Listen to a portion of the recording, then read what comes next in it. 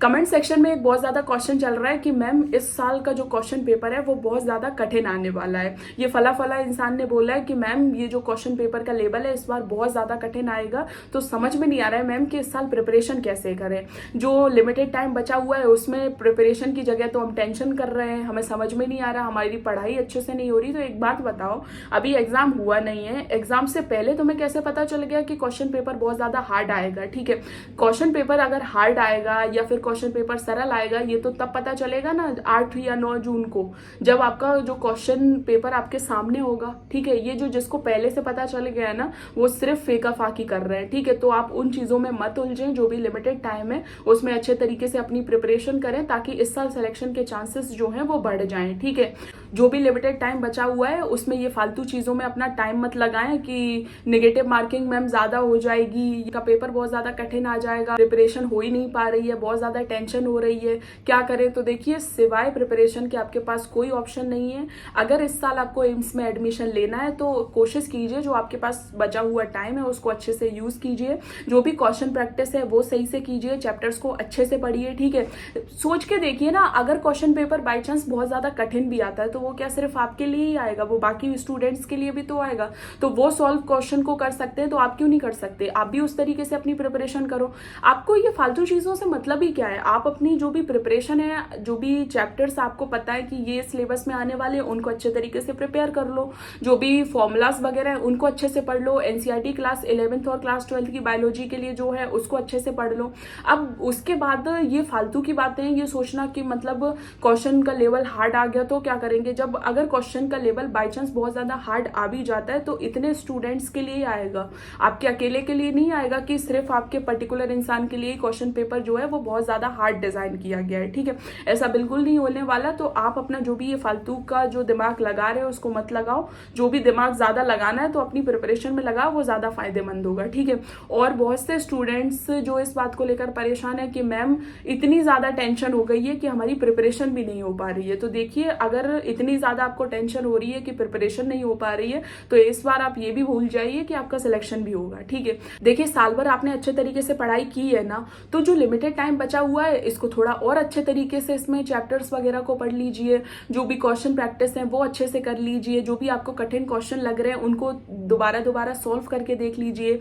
ठीक है, तो ये जो फालतू का आपको ज्ञान मिल रहा है इसको अभी थोड़े दिनों के लिए अवॉइड कर दें। जो भी टाइम है उसमें अपनी प्रिपरेशन अच्छे से करें, क्योंकि एक बार अगर प्रिपरेशन आपकी अच्छे से हो गई और आपका सिलेक्शन हो, ठीक है, तो ये जो फालतू की चीजों में आप अपना दिमाग लगा रहे हो इसको थोड़ी दिनों के लिए अवॉइड कर दो। जो भी टाइम है उसमें अपनी प्रिपरेशन अच्छे से करो। ठीक है, जो भी चैप्टर्स आपको नहीं समझ में आ रहे हैं तो उनको आप अच्छे तरीके से समझो, क्वेश्चन प्रैक्टिस करो। जो भी चैप्टर्स आपके रह गए हैं तो उनको कोशिश कीजिए कि अगर आप उनको ज्यादा नहीं पढ़ पा रहे हो तो उनके जो बेसिक थ्योरी है उसको पढ़ लो और जो बेसिक क्वेश्चंस हैं उनको कंप्लीट कर लो। ठीक है, जो भी स्टूडेंट परेशान है कि मैम फिजिक्स के फॉर्मूलास याद नहीं हो पा रहे, तो एक बात बहुत अच्छे से समझ लो कि ये बहाना अब तो नहीं चलने वाला कि मैम फिजिक्स के फॉर्मूलास अब हमें याद नहीं हो रहे, क्वेश्चन कैसे सॉल्व करेंगे। आपको एग्जाम में क्वेश्चन सॉल्व करना है तो फिजिक्स के फॉर्मूलास को याद करने का कैसे भी तरीका निकालो, लेकिन उनको रट लो। और क्या, जब आपको याद ही नहीं हो पा रहे तो उनको कैसे भी करके रट लो। कम से कम अगर बेसिक क्वेश्चन आपसे पूछ लिए गए तो अगर बेसिक फॉर्मूला भी आपको याद है तो उनसे कम से कम वो बेसिक क्वेश्चंस तो सॉल्व कर पाओगे। ठीक है, उसके अलावा जो केमिस्ट्री के लिए, जो भी फिजिकल केमिस्ट्री के जो इंपॉर्टेंट फॉर्मूलास हैं उनको जरूर पढ़कर जाएं। ठीक है, बायोलॉजी एनसीईआरटी की बुक में जो भी इंपॉर्टेंट डायग्राम्स वगैरह दिए गए हैं उनको जरूर पढ़कर जाएं। बिल्कुल बहाना नहीं चलेगा कि मैम वो डायग्राम तो हमें याद ही नहीं रहा, अब क्या करें, ये हो गया वो हो गया। फालतू के बहाने देने की जरूरत नहीं है। अच्छे तरीके से अभी आपके पास टाइम है, प्रॉपर टाइम का यूज करो। सभी जो भी आपको लग रहा है कि मतलब ये चैप्टर हमारा रह गया है, वो चैप्टर रह गया है, तो उसको एक बार अच्छे से पढ़ लो। टेंशन लेने की बिल्कुल जरूरत नहीं है। जो भी टाइम है उसमें अच्छे तरीके से अपनी पढ़ाई कंप्लीट कर लो। ठीक है, बहुत से स्टूडेंट्स के क्वेश्चन है कि मैम इस साल जो एग्जाम का फॉर्म है वो बहुत से स्टूडेंट्स ने भरा है तो इस साल तो कंपटीशन बहुत ज्यादा हो जाएगा। तो बेटा एक बात बताओ, कौन से एग्जाम में कंपटीशन नहीं है?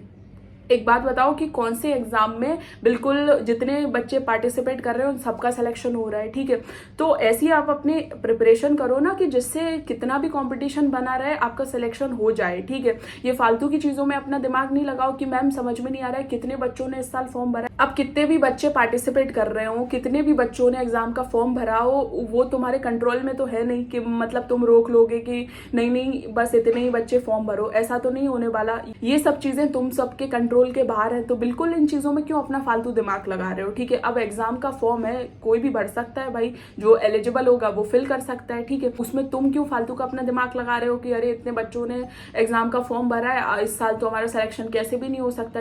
देखिए स्टूडेंट्स, आप सिर्फ अच्छे से अपनी प्रिपरेशन कर सकते हो, मॉक टेस्ट में पार्टिसिपेट कर सकते हो, चैप्टर्स को रिवाइज कर सकते हो, जो भी इंपॉर्टेंट नोट्स हैं उनको अच्छे से पढ़ सकते हो, चैप्टर वाइज जो भी क्वेश्चंस हैं उनको सॉल्व कर सकते हो। यही लिमिटेड काम है जो आप कर सकते हो, ठीक है। आपका पूरा फोकस प्रिपरेशन पर होना चाहिए। तो एग्जाम है उसमें अच्छे से पार्टिसिपेट करो, अच्छे तरीके से क्वेश्चंस जो हैं उनको अटेम्प्ट करो, कोशिश करो कि जो क्वेश्चंस आपको नहीं आ रहे हैं उनको आप सॉल्व ना करें ऐसे अंधाधुन होकर, ठीक है। और ना ही ऐसे सॉल्व करें कि चलो तुक्का लगा दिया, क्योंकि आपके एग्जाम में नेगेटिव मार्किंग कंसीडर की जाती है। तो फालतू में अगर आपने यही क्वेश्चन ऐसे इस तरीके से टिक किए ना आंखें बंद करके, तो आपका सिलेक्शन जो हो रहा होगा वो भी नहीं हो पाएगा, ठीक है।